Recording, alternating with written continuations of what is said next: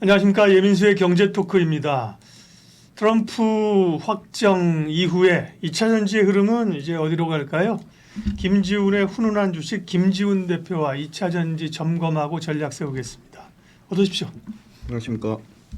결국은 트럼프가 당선이 됐어요. 그렇죠? 네. 그러면서 2차 전지에 대한 우려들이 다시 불거지고 있는데 선반영된 건지 아니면 남아있는 건지 고민이 많은데요. 네.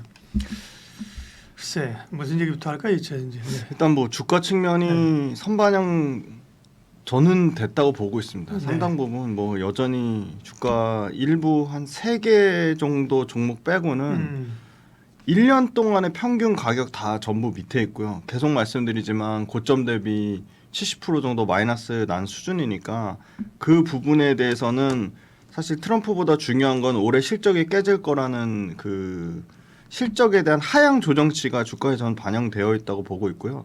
계속 뭐 좋은 점만 얘기하려고 하는 게 아니라 결국은 전기차의 시대, 전동화 시대로 간다는 대의 명분은 분명한 사실입니다. 그리고 트럼프 관련돼서도 약간의 오해가 있는 부분이 참 많은 게 트럼프 관련돼서 이미 LG엔솔, 그다음에 삼성, SDI, SKO는 트럼프가 될 걸로 알고 이미 상당 부분 대응책을 마련해 놨다고 그 각 사의 대표 이사님들, 그러니까 사장님들이 그렇게 밝혔고요.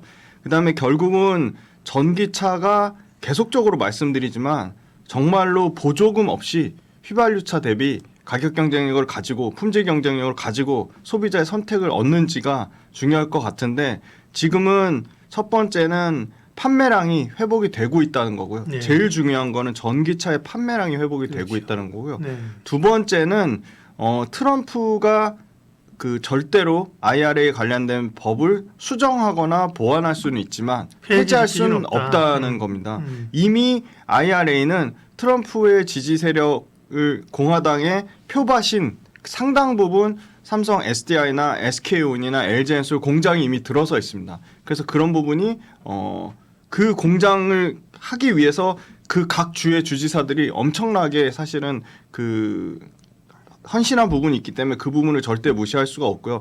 그다음에 세 번째는 트럼프가 돼서 훨씬 더 중국의 소위 말하는 미국으로의 우회 진출에 대한 규제가 전 더 강화될 거라고 보고 있습니다. 그러면 미국에서 국내 배터리 기업들의 점유율은 굳건하게 좀 유지될 거라고 보고 있고요. 오히려 올라가는 추세로 보고 있고요. 트럼프가 중국에 대해서 그 더 강력하게 규제를 할 경우 유럽도 저는 가만히 있지는 않을 거라고 봅니다. 유럽도 계속 그 관세에 대한 부분을 더 강화하면서 유럽에서도 중국에 대한 견제는 더 심해질 거라고 보고 있고요. 그다음에 최근에 아주 재미난 게 오늘 나온 기사입니다. 테슬라의 스페이스X. 스페이스X. 스페이스X 일론 머스크의 스페이스X에 들어가는 배터리를 LG엔솔이 공급하겠다고 그런 기사가 나왔습니다. 그만큼 어플리케이션이 엄청나게 다양화되고 있고 확대가 되고 있다는 겁니다. 그러니까 전기차만 보실 게 아니라 뭐 예를 들어 테슬라 3분기 실적 발표 때도 그 옵티머스 로봇에 들어가는 그 배터리가 한 202억 개가 아니고 200억 개가 필요하다. 그렇게 밝힌 측면이 있거든요. 그래서 어플리케이션이 이제 순차적으로 전기차에서 ESS 에너지 저장 장치, 각종 IT 기기, 전동 공구, 뭐 툭툭이, 그다음에 방금 말씀드린 그 이제 스페이스 X 같은 우주 쪽으로도 어플리케이션 확장이 있다는 거고요. 전반적으로 그 관세 영향을 받으면서 8월달, 9월달에 중국 그 전기차 같은 경우 지금 1등을 했던 유럽에서 1등을 했던 상하이 자동차 같은 경우가 판매량이 평균 8월, 9월 평균 40% 이상 감소를 했습니다. 네, 그럼 판매량 얘기하신 길에 네. 이제 업황이란 건 결국 전기차가 잘 팔려야 되는 거잖아요. 네, 맞습니다. 판매량 데이터 좀 볼게요. 아마 유럽도 그렇고 북미 쪽에서 부진하던 게 좀 내년엔 좋아질 걸로 보네요. 네, 맞습니다. 네. 그 9월 달에 판매량이 네. 전체적으로 전 월 대비 18.3% 성장을 했고요. 네. 최근 6, 7, 8, 9 중에는 데이터가 가장 전월 대비 성장 폭이 큽니다. 근데 순수 전기차의 BEV라고 하는데요. BEV는 전월 대비 20% 증가했습니다. 유럽에서 전월 대비 63% 증가했고 요 63%의 수치는 왜 그렇게 커졌냐? 바로 프랑스하고 독일에서 6, 7월 달에 박살난 데이터가 독일의 보조금 얘기가 나오면서 급격하게 판매량이 좀 회복되는 모습을 보이고 있고요.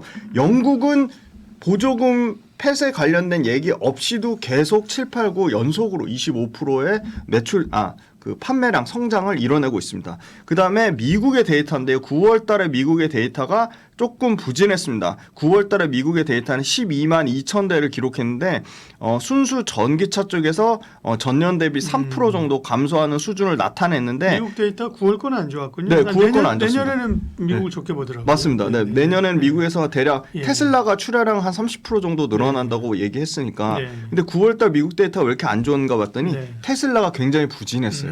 5만 5천 대 판매를 기록하면서 전년 대비 역성장을 나타냈고요. 반면에 현대기아차하고 GM 같은 경우가 연간 12,000대에서 11,000대를 팔면서 2등, 3등을 기록했는데 현대기아차는 모두 현대기아차와 GM, 포드까지 이 세 개 업체는 모두 연간 YY 대비로서는 전년 대비해서 20% 가까이 성장을 나타냈습니다. 그리고 재미난 게 이 유럽에서 폭스바겐이 6만 6천 대 판매를 기록했는데 폭스바겐 외에 생각보다 스텔란티스하고 BMW 그다음에 이 길리 같은 경우는 요 볼보랑 합작이기 때문에 스텔란티스, BMW, 볼보, 요 다임러까지 요 3, 4위, 5위 후보군에서 견조하게 좀 판매량이 좀 올라왔습니다.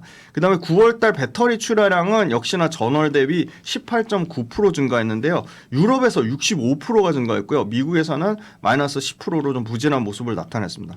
전체 LG 엔솔이 전월 대비 22% 다시 판매량이 회복되는 모습을 보여주고 있고요. SK온이 8.8% 전월 대비 증가했고요. SDI가 7.5% 증가했습니다. 파나소닉이 계속 연간으로 출하량이 줄어들고 있는데 17%나 감소했고요. CATL 같은 경우가 22% 성장하면서 CATL도 판매량이 이렇게 줄지 않고 있습니다. 굉장히 유럽 쪽에서 계속 좀 올라가는 게 우리가 좀 경계를 해야 될 것 같고요. 중국을 제외한 북미하고 유럽 합산해서는 LG 엔솔이 전체 토탈로 25.6%의 증가세를 나타냈습니다. 전월 대비. 그다음에 SK온이 약 3.7기가와트를 기록하면서 8.6% 증가했고요. 삼성 SDI가 2.3기가와트로 7.5% 증가했습니다.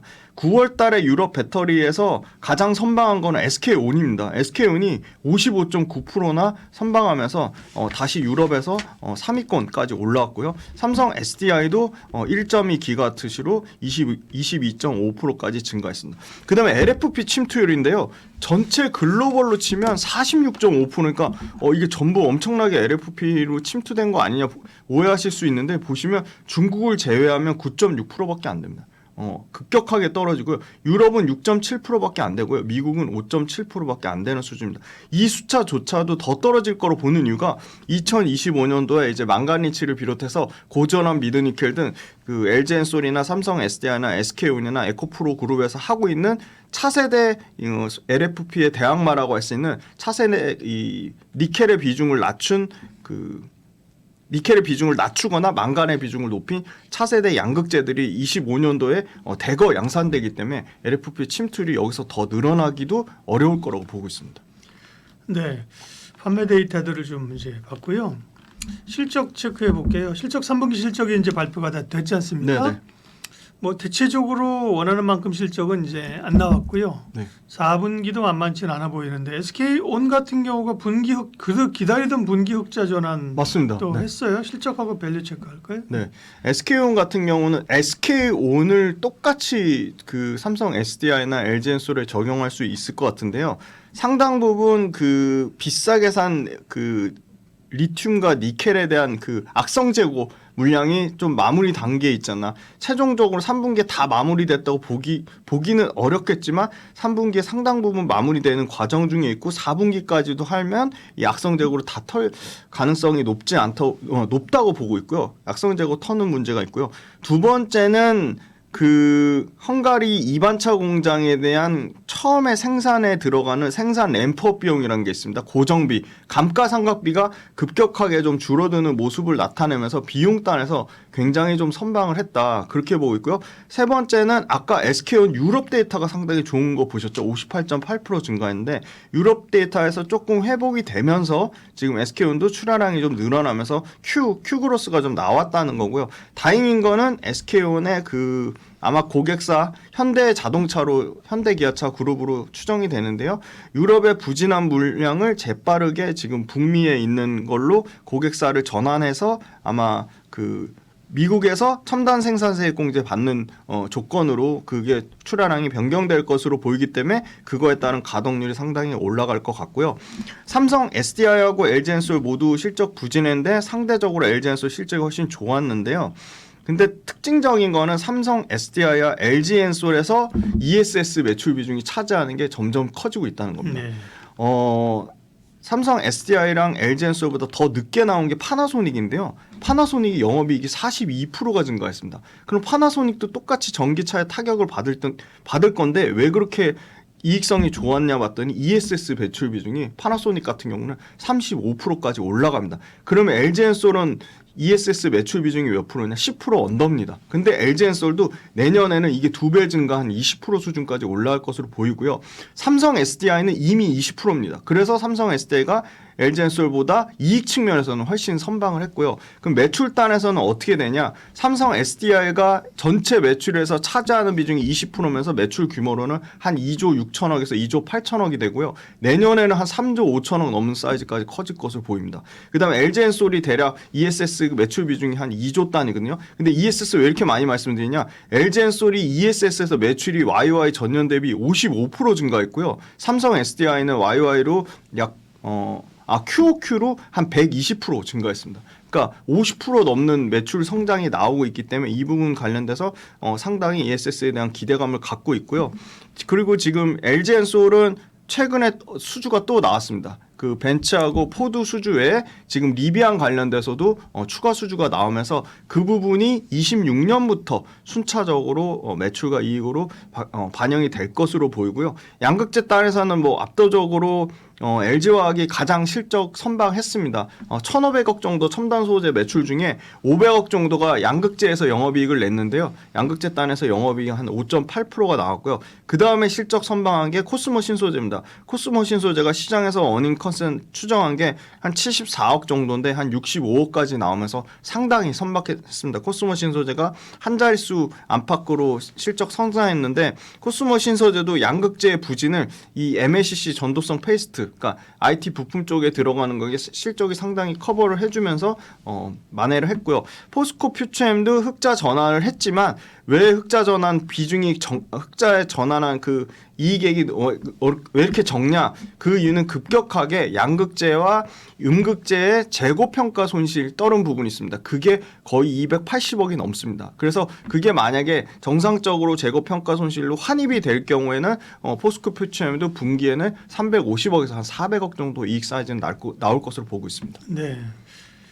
실적이 그래도 조금씩 턴어라운드를 하고 있고요. 리스크 요인은 뭘까? 일단은 IRA 폐지는 아니더라도 뭐 축소 내지 또 행정명령을 할 수 있는 거는 또 있잖아요. 그걸 포함해서 향후 봐야 될 그 요인들은요. 맞습니다. 정확하게 말씀 주셨는데요. 네.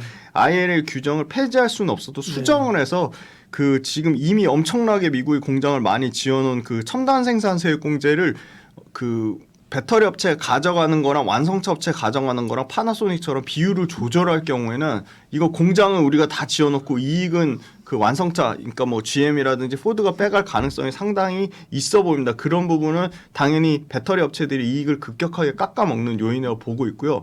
생각보다 리튬 가격이 회복이 될 줄 알았는데 지금 전혀 회복이 못 되고 있습니다. 왜냐하면 리튬의 공급이 급격하게 지금 줄어들고 있음에도 불구하고 리튬 가격이 회복 못 되는 게 이게 과연 어느 굉장히 큰 트리거입니다. 그래서 리튬 가격 회복 여부가 좀 중요할 것 같고요.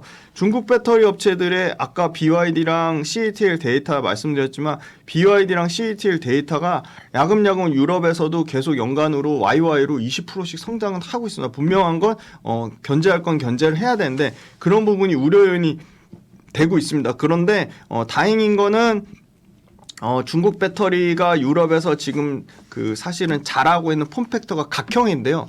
삼성 SDI가 국내에서 유일하게 각형을 하고 있는데 좀 더 각형을 공격적으로 좀 수주하려는 모습을 나타내고 있습니다. 유럽에서. 왜냐하면 각형 유럽은 대부분 지금 각형을 채택하려는 모습이 있고 이미 많은 완성차 업체들이 각형을 하고 있고 그래서 지금 LG엔솔이 발빠르게 지금 직접 각형을 하기엔 시간이 너무 오래 소요되니까 중국의 JV라는 업체를 각형하는 업체를 바로 인수해서 각형까지 LG엔솔이 원통형, 파우치형, 각형 모든 이 배터리의 폼팩터를 하려고 하면서 그 중국의 이 각형 쪽의 침투율을 급격하게 좀 뺏어오려고 하고 있고요. 유럽에서도 ESS 시장의 침투율이 유럽에서도 ESS 시장의 성장률이 30% 이상 됩니다. 거기서도 중국이 꽉 잡고 있는데 지금 삼성 SDI가 또는 LG엔솔이 계속 ESS 시장의 유럽의 중국 시장 침투율도 계속 뺏어오려고 하고 있는 과정 중에 있습니다. 네. 자, 그러면 2차 전지 관심주는 뭘까요? 대형주 가운데서는 뭐 LG 에너솔루션이 가장 관심에 있고 네네. 김지훈 대표님 관심주는요. 지금. 네. 저는 뭐 여전히 그 소위 말하는 하이엔드 소재단에서 계속 기회가 있다고 보고 있습니다. 그 원통형 배터리에도 원통형 배터리에도 공통적으로 적용이 되면서 4680 원통형 배터리에도 적용이 되면서 그 다음에 이제 그 앞으로 또 계속 주목을 받을 그 충전과 충전 인프라 거기에도 핵심 소재인 저는 실리콘 응급제가 계속 좋다고 보고 있고요. 유일하게 실리콘 응급제가 사실 실리콘 응급제도 최근에 많이 조정을 받았습니다만 200일선이라고 하는 1년 평균선 위에 있는 종목이 딱 LG엔솔, 대주전자재료, 그다음에 DI동이, 필에너지 요 네 가지 종목밖에 없습니다. 요 네 가지 종목이 그래도 추세가 죽지 않고 살아 있다고 말씀드릴 수 있을 것 같고요. 실리콘 응급제는 Q 그로스가 두 가지로 동시에 다 늘어납니다. 비중을 1% 섞던 거를 3% 섞고 이제는 5%를 섞습니다. 그런데 내년에는 7%를 섞고요. 비중 계속 올라가고요. 그다음에 적용되는 차종이 계속 늘어납니다. 그래서 실리콘 응급제 관련돼서는 글로벌 시장 점유율로 30% 확보가 목표고 이미 시흥 배터리 캠퍼스에 올해 말까지 6,000톤으로 캐파 2배 이상 늘릴 예정이고요. 아마 내년 정도 되면 10,000톤 가정할 텐데 10,000톤 사이즈가 나오는 데는 중국의 BTR가 상시항 두 군데밖에 없습니다. 그래서 경쟁사가 다 중국이기 때문에 이거에 대한 수혜도 받을 것으로 보고 있고요. 최근에 오늘 기사가 떴는데요. 인도 최대 배터리 소재 기업입니다. EAM이라고 앱실론 어드밴스드 머티리얼즈라고 여기 회사가 미국 시장을 공략하기 위해 6억 5천만 달러의 미국의 합선 흑연 응급제 공장을 투자 발표했습니다. 26년 가동 목표인데요. 연간 5만 톤의 응급제를 생산한다고 하는데 미국 전기차 배터리 산업의 인도 최초이자 최대 규모인데 여기에 당연히 이 대주전자재료의 실리콘 응급제가 들어올 것으로 보입니다. 조선주는 사실은 뭐 실적도 괜찮고 그런데 주가가 출렁출렁하다가 트럼프가 되면서 의외로 그죠? 맞아요. 좀 느닷없이 그죠? 네. 당신들 도움이 필요해 이런 얘기 할 뿐이 아닌데 그죠? 네네. 하면서 조선주가 지금 되게 주목을 받기 시작했어요. 일단 업황 자체가 조선 업황이 괜찮죠, 그죠? 네, 괜찮습니다. 예. 조선업은 저도 뭐 장기간 조선업 관련된 기자재 이제 엔지니어 생활에서 잘 아는데요. 네. 한번 사이클이 오면 꽤 길게 그러게요. 호황이 지속이 됩니다. 그래서 장기 호황 사이클을 얘기를 하고 있고요. 물론 뭐 슈퍼 사이클 하는데 슈퍼 사이클까지는 모르겠지만 장기 호황이 나오는 건 분명한 것 같고요. 상당히 조선업황들의 실적이 일단 뒷받침이 되고 좋았습니다. 네. 그리고 요번에 트럼프 관련된 수혜주를 급격하게 부각을 받기 시작했는데요. 거기서 좀 투자 아이디어를 얻을 수 있을 것 같습니다. 미국이 할 수 있는데 안 하거나 미국이 아예 못 하거나 근데 이 조선업은 미국이 아예 못하는 산업인 것 같고요. 그래서 우리 그 조선사들의 기회가 있다고 보고 있고요. 지금 사실은 반도체 뭐 2차 전지 다 세계 1등이지만 조선은 오래전부터 글로벌 세계 최강입니다. 그래서 중국의 어떤 기술력을 뭐 많이 얘기하시는데 사실은 친환경선 지금의 대세는 이제 친환경 배들인데요. 그렇죠. 친환경 배들의 71%가 국내 조선사들이 이미 꽉 잡고 있습니다. 대표적으로 LNG 네. 같은 LNG, 경우는. LPG, 네. 뭐 암모니아 운반선 그렇죠. 뭐 이런 그 친환경 그 선들인데요. 최근에 조금 조선사들의 막 우려 요인이라고 나왔던 게 바로 이런 겁니다. 중국에서 뭐 1등이랑 2등이랑 합쳐져가지고 그렇죠. 뭐 네. 그게 뭐 한국조선해양이나 삼성중공업에 엄청나게 타격을 입을 것이 아니냐. 근데 그 1등 조선사들의 주력이 바로 컨테이너선입니다. 컨테이너선은 한국조선해양이나 삼성중공업이나 하나오션이 못해서 안 하는 게 아니라 이미 수익성이 낮으니까. 수익성이 그렇죠. 떨어지고 이미 친환경선으로 27년까지 배를 건조할 수 있는 도크가 다 차 있습니다. 그래서 그런 부분에 대해서 사실 선택적인 전략적인 부분이기 때문에 컨테이너선에 중국이 뭐 이렇게 상당히 빠르게 치고 올라온다고 한들 그건 큰 우려요인이 될 거라고 아직까지는 보고 있지 않고요.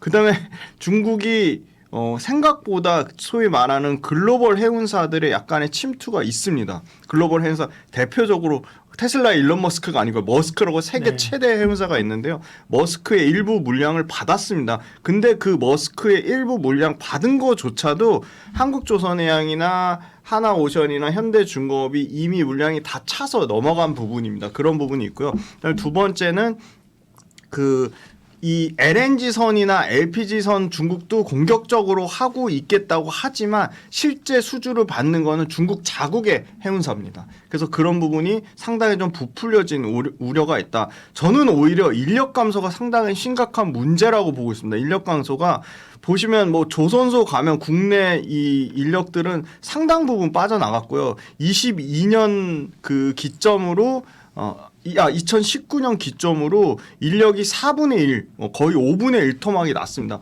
그런데 정부에서 작년에 E7 비자를 내면서 그 외국인 노동자의 그거를 받아들였죠. 네, 급격하게 많이 받아들였습니다. 그래서 작년에만 연간 15,000명 정도가 신규 인력이 확보가 됐습니다. 그런데 조선업은 굉장히 소위 말하는 레퍼런스와 그 기술 숙련도가 올라가야 됩니다. 그래서 지금 딱 1년이 된 시점에 23년도에 대량으로 E7 비자로 받은 외국인들의 숙련도가 올라가면서 외국인 노동자들의 생산성이 급격하게 향상이 됐습니다. 그래서 그런 측면이 상당히 기대감을 갖고 있고요.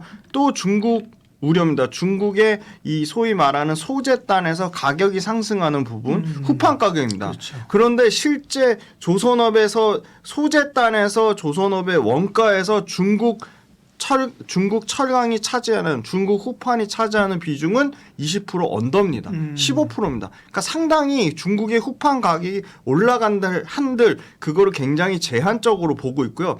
그다음에 후판 가격을 올렸습니다. 그 부분은 지금 이미 조선사들은 3년치의 도크가 다 쌓여 있기 때문에 그 후판가 올라간 걸 얼마든지 해운사나 선사에 가격 전가를 할 수 있는 충분히 그런 상황이라고 보고 있습니다. 그다음에 재미난 게 이 트럼프의 수혜주로 다시 부각받으면서 트럼프 1기 때 조선주들이 보호무역 미중 갈등 때문에 컨테이너 물동량이 급격하게 감소했습니다. 그런데 지금은 팬데믹과 러시아, 우크라이나, 중동의 지정학적 전쟁 때문에 컨테이너선과 LNG선이 시황이 폭증했습니다. 전쟁 대비 물동량이 전체적으로 물동량 컨테이너가 평균적으로 5% 증가했고요. 이 톤마일이라는 거는 해운할 때 이 그 기준 환산 그 톤수인데요. 요게 톤마일이 17%가 증가했습니다. 그래서 이 부분도 이미 폭증한 컨테이너선이나 LNG선의 이 수요가 급격하게 줄기는 어려울 거라고 보고 있고요.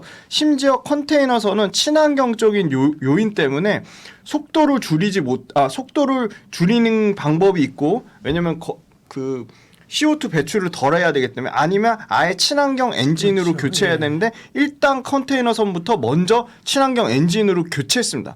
그러면 컨테이너선 뺀 나머지 대규모 화학 운반선, 그냥 일반 탱커선, MR 탱커선, 일반 탱커선 이렇게 두 가지가 있는데요. 이 MR 탱커선이 일반 탱커선은 아직 친환경 엔진으로 교체를 하지도 못했습니다.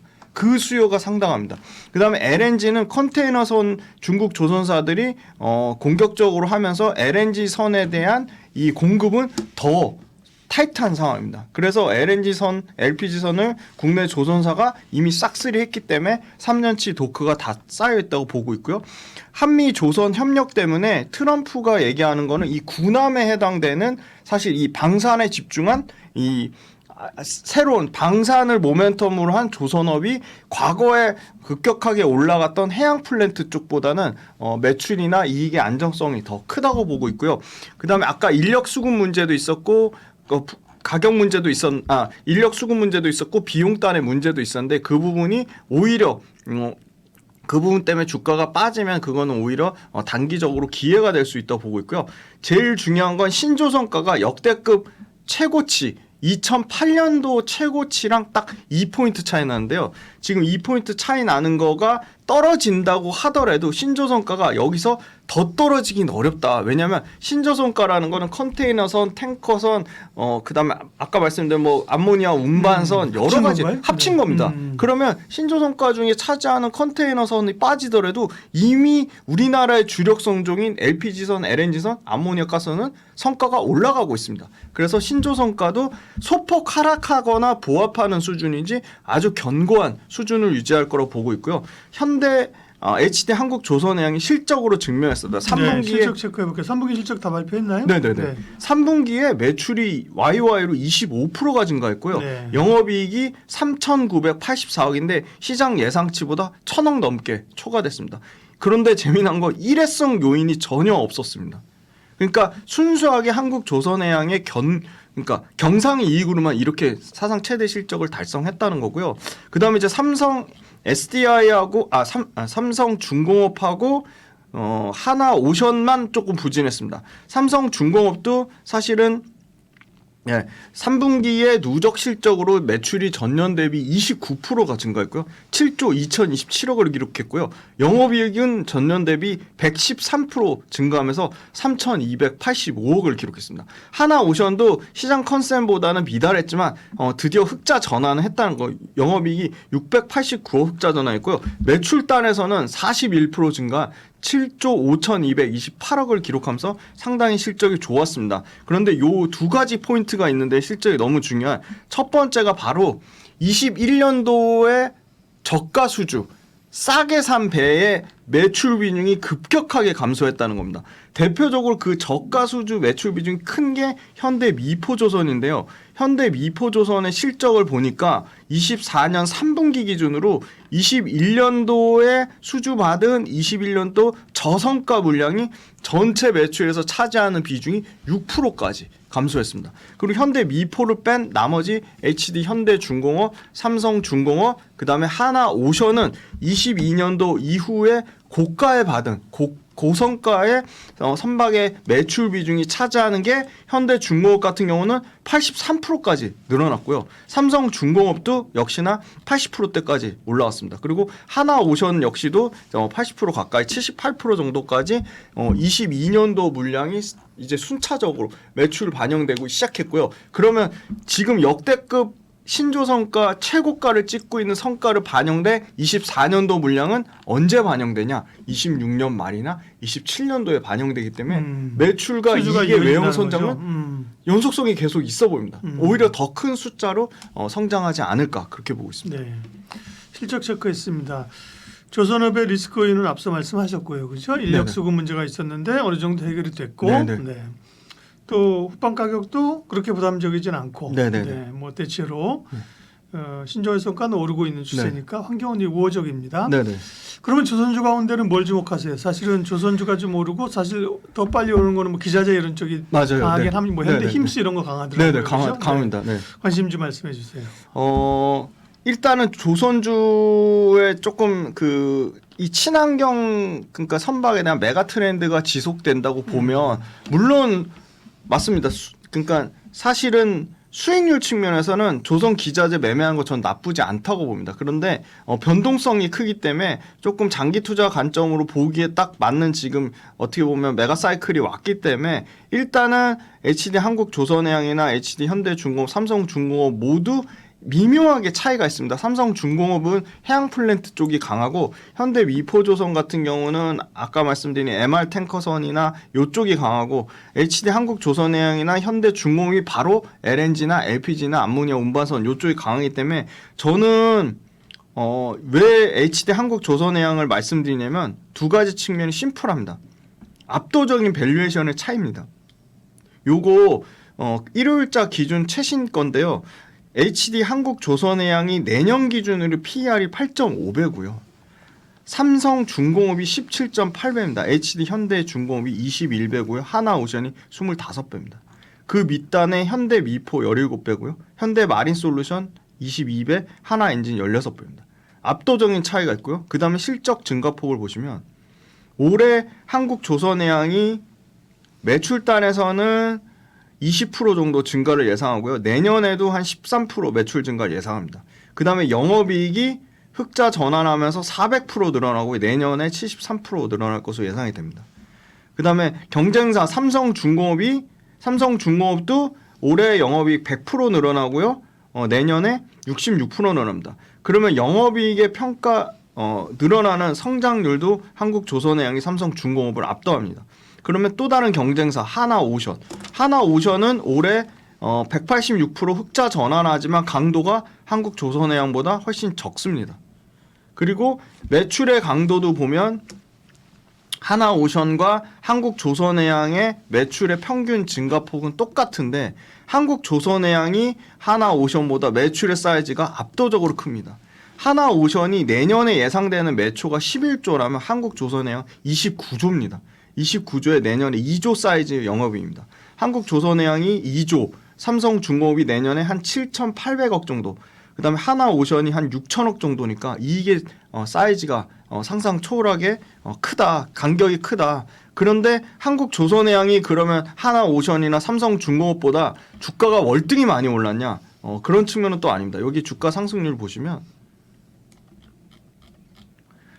현대중공업이 65% 올랐고요. 연초 대비. 한국조선해양이 64% 올랐습니다. 하나오션 42%, 삼성중공업 40%. 하나오션이나 삼성중공업이나 주가 올라간 것 차이는 20% 언더인데 매출과 이익 성장률은 압도적으로 차이가 납니다. 그래서 저는 HD 한국조선해양이 친환경선에 가장 포커스돼 있고 실적 성장도 가장 크고 밸류에이션 부담도 가장 적기 때문에 HD 한국조선해양을 말씀드리고 조선업 관련된 ETF가 신한자산, 저는 신한자산운용이랑 네. 아무 상관이 없습니다. 신한자산운용의 솔 조선 플러스 ETF가 요 골고루 현대중공업부터 심지어 엔진사인 HD 현대마린솔루션까지 잘 담고 있습니다. 그래서 나는 현대중공업이 더 갈지 한국조선해양이 더 갈지 하나오션이 더 갈지 잘 모르겠다. 그러시면 조선주 ETF를 뭐 월급 나올 때 아니면 내 목돈 생길 때 아니면 여유자금 생길 때 조금씩 사서 ETF로 모아가시는 전략 상당히 좋다고 보고 있습니다. 트럼프 수혜주인 방산의 투자 기회를 찾아보겠습니다. 방산은 대표적으로 이제 트럼프 후보가 대통령이 당선되고 나서 네. 수혜주로 부각이 되고 있고 주가도 오르고 있지만 한편에서는 사실은 방산이 뭐 미국 수출이 많지 않기 때문에 맞습니다. 네. 수혜가 별로 안 될 거라는 얘기도 있어요. 네네. 네. 그리고 뭐 밸류도 싸진 않아서 체크해 보겠습니다. 일단 업황 자체는 뭐 되게 좋은 거죠 지금. 그동안에 네네. 뭐 실적들이 굉장히 좋아졌잖아요. 네, 네. 말씀 주신 대로 주가가 많이 올랐어요. 여기 네. 표 보시면 네. 평균적으로 주가가 요 밑에 단에서는 우주항공 관련주고요. 네. 풍산까지 치면 평균 수익률이 57%입니다. 엄청나게 많이 수익률이 올랐죠. 높아서 예. 많이 밸류에이션이 부담됩니다. 사실은 똑같이 조선주, 방산주, 조선주, 방산주 둘 다 트럼프 수혜주라고 부각이 되는데 훨씬 사실은 방산주보다 조선주가 밸류에이션 부담이 그렇죠. 없는 측면입니다. 네. 그런데 방산주의 가장 큰 대의 명분이라고 할 수 있는 거는 트럼프가 결국은 그 전 세계 미국이 그 전 세계 글로벌 국가의 경찰 역할을 한다는 거를 포기하겠다는 그게 큰 대의 명분이 있기 때문에 그런 측면이 결국은 각 국가들 소위 말하는 대표적으로 나토 회원국들의 자체 무장을 해야 되는 예, 그러니까 방위비 자체가 증가할 수밖에 없는 상황이고요. 요거 밑에 그 IM증권 레포트를 참고했는데요. 네. 이 나토 회원국들 중에 GDP 방위비 지출 현황입니다. 가장 높은 게 폴란드고요. 4%가 넘습니다. 4.2%고요. 폴란드만 이제 우리가 상당히 본격적으로 진출한 상태고요. 그렇죠. 그 옆에 주변국들이 있습니다. 만만치 않게 높습니다. 에스토니아, 라트비아, 네, 여기 없는 이제 그 루마니아, 네, 그런 나라들, 그러니까 그 주변국들, 뭐 주변국들의 사실 GDP 방위비 평균도 대략 3% 초중반입니다. 그러니까 상당히 높은 수준인데 여기서 더 공격적으로 늘릴 가능성이 있다고 보고 있고요. 그다음에 우리가 새롭게 수출 다변화하는 이 중동 지역은 평균이 한 4% 가까이 나옵니다. 폴란드보다 더 높습니다. 뭐 사우디, 이라크, 뭐 이란, 아랍에미리트 이런 국가들의 상당히 GDP 대비 방위 비중이 높은데 미국이 경찰 국가 역할을 포기하면서 상당히 그런 부분에 대한 기대감을 있고요. 두 번째는 근본적으로 우리나라의 강력한 경쟁사라고 할 수 있는 독일의 업체들, 일부 또 유럽의 업체들이 평상시에 우리나라처럼 전시 상황이 아니다 보니까 이 공급에 대한 그렇죠. 본인들은 공급을 드라마틱하게 늘린다고 했지만 실질적으로 공급이 지금 늘어나지 않고 있다는 게 큰 캐파에 대한 쇼티지 상황이 당분간은 좀 지속이 되고 있다는 무기는 겁니다. 빨리 필요한데 지금. 네, 무기는 당장 필요한데 뭐 28년을 얘기하고 그러니까요. 있으니까 받는 쪽에서는 상당히 뭐 아무리 너네가 기술이 뛰어난다고 그렇죠. 한들 그런 부분에 대해서 충분히 지금 국내 업체들이 계속 부각을 받고 있고요. 그리고 가격 측면으로 와도 최근에 아주 재미난 데이터인데 독일의 라인메탈의 이 전차와 우리나라 이 그 K2 전차의 가격 차이가 50% 쌉니다. 네. 상상이 초월 안 될 정도로 가격 차이가 뭐 절반 가격 수준이기 때문에 근데 가성비로 이미 폴란드에 진출하면서 증명을 했습니다. 호주의 레드백으로 진출하면서 증명을 했습니다. 그래서 심지어 우리나라 업체들이 그 S&T 다이내믹스의 국산 엔진을 쓰면서까지 원래는 전부 독일 거 엔진 썼는데 이제 독일 거 엔진보다 국산 엔진을 쓰면서 국산하면서 비용단에서도 엄청난 절감 효과를 내면서 그 부분이 상당히 국내 방산 업체가 품질과 가성비 그다음에 그 기술력까지 전체적으로 다 증명한 케이스로 나타나고 있습니다. 그리고 실제 굉장히 이것도 조선업 못지않게 롱텀 그 실적 베이스입니다. 그러니까 뭐 최소 5년에서 최대 8년 실적 분할이 되기 때문에 지금 이 25년도 내년 거 이제 수주 받은 거가 실제 실적에 반영되는 거는 빨라야 27년 뭐 이렇게 예상이 되기 때문에 이것도 장기적으로 실적이 증가하고 있고 전체 매출에서 차지하는 해외 수출 비중이 올라가면 올라갈수록 엄청나게 이익률이 개선됩니다. 그렇죠. 그런데 역대급으로 수출 이익률을 갱신하고 있습니다. 하나 에어로스페이스를 예를 들어 말씀드리면 역산에서 수출 이익을 해봤더니 역대 최고 수준의 수출 이익률인 지상방산 쪽, 하나 에어로의 지상방산 쪽 역대급 이익률인 36.8%를 기록했습니다. 와우, 예. 그러면 하나 에어로의 전체 영업이익은 두 자릿수가 안 되는데 전체 영업이익률이 막 13%까지 올라가는 그런 엄청난 이익의 증가 효과를 보고 있고요.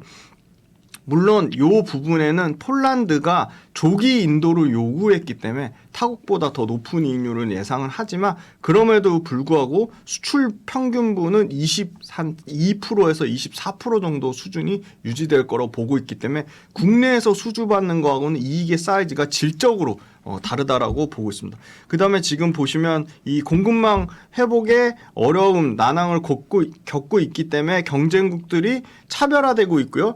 지금 유럽에서 지난번에 숫자로 예를 들어 말씀드렸는데 그 탄약고하고 무기고 쪽에 재고 축적의 수요가 지금 거의 그 대략 한 5분의 1에서 한 4분의 1 정도 수준까지 25% 가까운 비어 있습니다. 탄약고와 무기고가. 그래서 재고 축적 수요가 단기간에 채워야 되는데 그 K 가성비로 무장한 국내 기업들이 당연히 이 부분은 수주를 굉장히 확대할 가능성이 높고 있고요. 수출 지역 다변화가 중동으로 이제 막 확산되기 시작했기 때문에 그것도 어떻게 보면 밸류에이션 좀 상승 요인이라고 보고 있습니다. 네.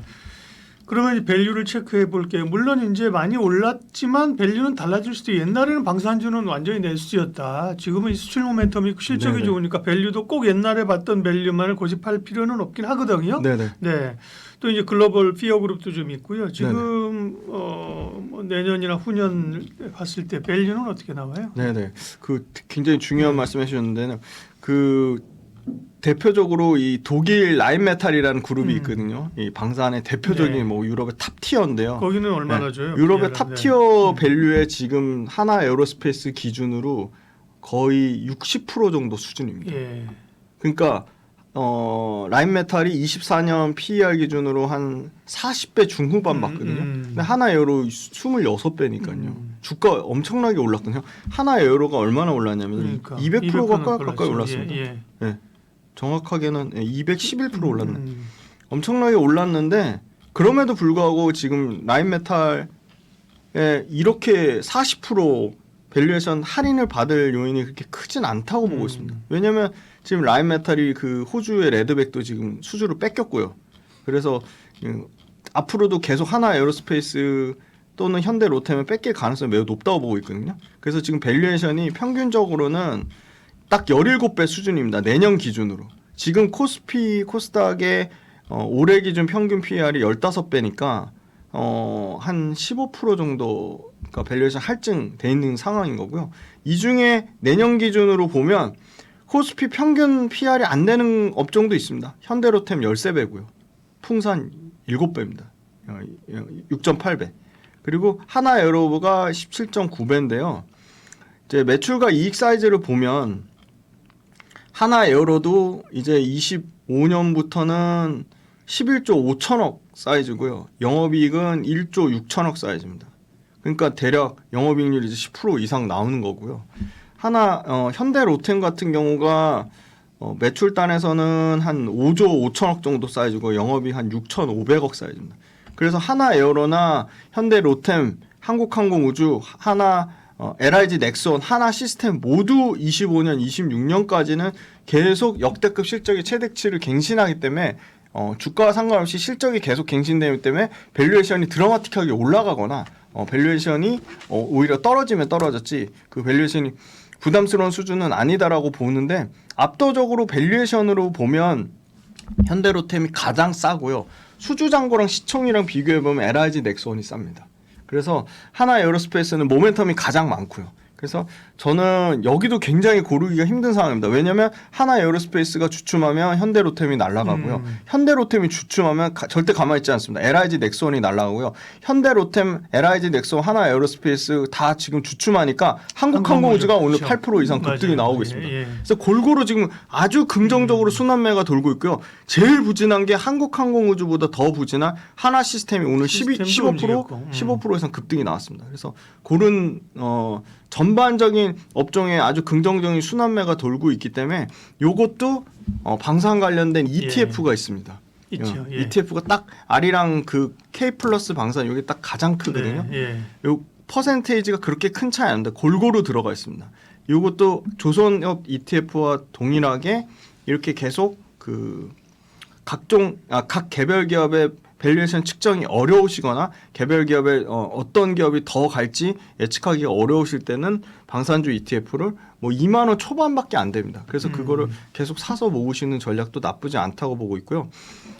트럼프가 오히려 러시아 우크라이나 전쟁 하루 만에 종결하겠다 해서 단기적으로 방산주의 투심이 악화된다? 그러면 저는 그건 오히려 기회라고 보고 있습니다. 그러니까 그게 약간 부담스러워하는 거잖아요. 이를테면 네네. 전쟁이 빨리 끝나야 되지만 사실은 이제 방산주에는 러시아 우크라이나 전쟁이 끝나면 악재 아니야 이렇게 생각을 하는데 그건 그렇지 않아요? 네, 투심에 분명히 부정적인 요인이 될 거고 마침 다 방산주들이 고점 영역에 있으니까 울고 싶은데 빤 맞은 격인데 그게 오히려 단기적으로는 오히려 기회가 되지 않을까. 왜냐하면 이 방산주가 러시아 우크라이나 전쟁 끝나겠다는 거 그 우려보다는 수출 지역 다변화되고 수주가 이제 막 꾸준히 우상하고 있는데 그 수주 실적에 대한 피크아웃 우려가 더 저는 크다고 보고 있거든요. 근데 수주 실적에 대한 피크아웃 우려는 아직 나오고 있지 않고 있습니다. 네. 방산주는 말씀하신 것처럼 꾸준히 올라가고 있고 돌아가면서 올라가고 있고 최근에 트럼프 당선 이후에는 이제 우주 항공 쪽으로 그죠? 네. 그쪽 못 갔잖아요, 그죠? 네, 못 갔죠. 네, 스페이스X까지 테슬라까지 묶여서 가고 있는 상황들이고요. 네. ETF도 괜찮다고 하셨고 종목 중에서는 그러면 지금 방산주는 어떤 게 제일 좋아 보입니까? 네, 아무래도 밸류에이션 부담이 없는 건 물론 현대로템도 100% 가까이 올랐습니다. 그래서 사실 말씀드리기 부담스러운데 뭐 추천주의 개념이 아니고 이제 같이 스터디하자는 의미로 말씀드리는 건데 현대로템이 밸류에이션 부담이 상당히 낮습니다. 뭐 압도적으로 13배 내년 기준 PER 13배면 코스피 평균 PER보다도 낮은 수준입니다. 그만큼 실적 성장이 가파르다는 거고요. 현대로템 여기 실적표 보시면 올해 매출단에서 하나에어로나 한국항공우주나 LIG 넥스원이 20% 언더라면 하나시스템 마찬가지고요. 현대 로템만 내년에도 매출 성장이 30% 넘게 나옵니다. 그 다음에 이익 성장은 100% 넘게 나오고 내년에도 50% 가까이 성장 나옵니다. 내년에 하나에어로도 매출 이익 성장이 급격하게 줄어듭니다. 올해 다 최대치 이익 증가율을 찍기 때문에 이익 증가율은 둔화되는데 그럼에도 불구하고 내년에도 50% 이익 증가율을 나타내는 것은 현대 로템밖에 없습니다. 그 다음에 하나오션도 일종의 군함을 하지만 조선업의 모멘텀이라서 순수 방산 쪽에서 현대 로템의 실적 모멘텀이 가장 크고요. 밸류에이션 가장 싸고요. 3분기 실적 가장 잘 나왔습니다. 매출과 이익 모두 컨센을 초과했고요. 현대 로템이 원래 OP 마진이 이렇게 12.6% 나오는 회사가 아닙니다. 그렇죠. 그 플랜트 사업부가 적자에서 겨우 손익분기점, 에코플랜트가 겨우 BEP 맞추는 정도고요. 철도도 겨우 BEP에서 1-2% 맞추는 수준입니다. 그런데 레일 솔루션이 3.7% OP 마진이 나왔어요. 이거 왜 그러냐? 지금 미국의 수주를 받은 게 있고요. 그다음에 지금 모로코 수주 지금 하고 있고, 그다음에 글로벌로 지금 철도 수주 받는 게 꽤 있습니다. 우리도 KTX도 이제 교체 수요가 또 있어요. 교체 수요도 있습니다. 네. 그게 마진을 좀 잘 받고 있습니다. 레일 솔루션 역시 수출 물량이 늘어나면서 OP 마진이 드라마틱하게 개선됐고요. 그다음에 국내 캐파가 약 K2 기준입니다. K2 전차가 한 120대인데 이거 120대 풀 캐파 다 돌아가서 아마 4차분 양산하는 거는 폴란드 현지 가서 현지에서 기술 노하우 하고 양산 노하우 전달해서 아마 그거 할 건데 그 4차분이 아마 한 2조 매출 진행 반영될 것으로 보입니다. 한 150대 분량이고요. 그래서 K2 4차분 양산 물량 반영되는 게 내년이고요. 지금 루마니아 지금 기대하는 부분이 있거든요. 루마니아 K2 요게 아마 25년도면 초도 물량에 대한 발주 나올 것 같아요. 그게 한 1조 5천억입니다. 그리고 이란하고 이스라엘 중동 쪽 확장 리스크 확대되면 이거는 현대 로템 입장에서 나쁠 건 없고요. 디펜스 쪽의 영업이익, 그러니까 소위 말하는 이 방산 쪽 영업이익 비중이 내년 기준으로는 96%까지 확대됩니다. 그러면 디펜스 비중의 수출 비중이 65%에서 70%이기 때문에 영업 마진이 아까 OP 마진 최대 12.6% 계속 역대급으로 갱신하는 높은 수준을 유지할 것으로 예상이 된다는 거고요. 올해 말에 하나 모멘텀이 있어요. 국내 모멘텀이 남아있는데요. 국내 이 4차 양산분이 예산 책정이 30% 증액됐다고 합니다. 그러니까 더 높은 판가로 이 4차 양산분에 대한 수주를 받을 것으로 보고 있고요. MSC 편입 이벤트도 있고요. 그 다음에 방산의 수주 잔고 차이 때문에 하나 에어로스페이스나 LIG 넥스원에 상대적으로 할인을 받았는데 아마 국내 4차 양산분까지 수주 받으면 방산 수주 잔고 약 10조 초과할 것으로 예상이 됩니다. 그래서 전체 수주 잔고는 레일 솔루션 사업부 포함해서 내년에 28조까지 사이즈가 커지고요. 26년에는 역대급인 31조 5천억 사이즈까지 커질 것으로 보입니다. 그리고 루마니아 상당한 기대감을 있는데요. 이미 루마니아 비조놀 대체용 대략 한 300대 전차를 5월 달에 가서 현지 시범 테스트해가지고 거기서 굉장히 성공적인 반응을 보였기 때문에 아마 요게 25년 초에 아마 일단 수주권이 신규로 좀 터지지 않을까 그렇게 예상을 하고 있고요. 디펜스 솔루션이 전체 연간 영업이익률 95%로 차지하면서 현대로템의 전체 마진이 계속 역대급인 한 13%에서 14%까지 개선될 것이라고 보고 있고요. 그다음 비용단에서 가장 최근에 지금 방추위에서 164회 때 K2 관련돼서 4차 양산분에 S&T 다이내믹스 국산 변속기 적용이 전격 결정됐습니다. 그러면서 상당한 비용 절감을 이루면서 수출의 질적 경쟁력을 강화할 것으로 예상하고 있습니다. 네, 트럼프 당선 이후에 주목되는 방산주 투자 전략 김지훈 대표님 함께했습니다. 고맙습니다. 감사합니다.